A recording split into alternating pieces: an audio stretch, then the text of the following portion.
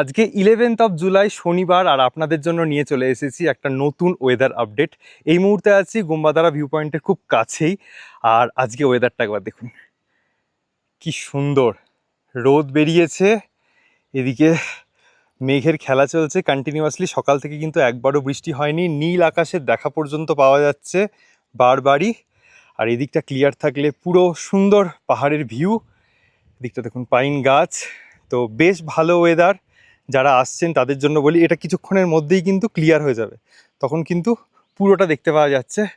তো যারা ভয় পাচ্ছিলেন যে যাব কি যাব না, আশা করছি একটা আইডিয়া দিতে পারলাম যে ওয়েদার কীরকম আছে। আর গরম বলে দিই, গরম কিন্তু ভালোই আছে, মানে একটা হালকা জ্যাকেট নিয়ে এলেই হবে। বিকালের পর থেকে যদি বাই চান্স হাওয়া দেয়, সন্ধ্যের পর থেকে যদি বৃষ্টি হয়, হাওয়া দেয়, তখনই হালকা ঠান্ডা লাগছে। আদারওয়াইজ কিন্তু খুব একটা ঠান্ডা একদমই নেই, লিটারেলি গরম লাগছে। একটা হাফ টি শার্টে কিন্তু আরামসে আপনারা সকাল থেকে বিকাল 5টা-6টা অবধি কাটিয়ে দিতে পারবেন।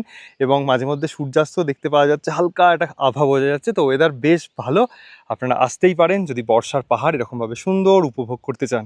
আর এরকমই ওয়েদার আপডেট পাওয়ার জন্য কী করতে হবে, ফলো করে রাখতে হবে সাহেল স্টোরিজ ফেসবুক, ইনস্টাগ্রাম এবং ইউটিউব চ্যানেল।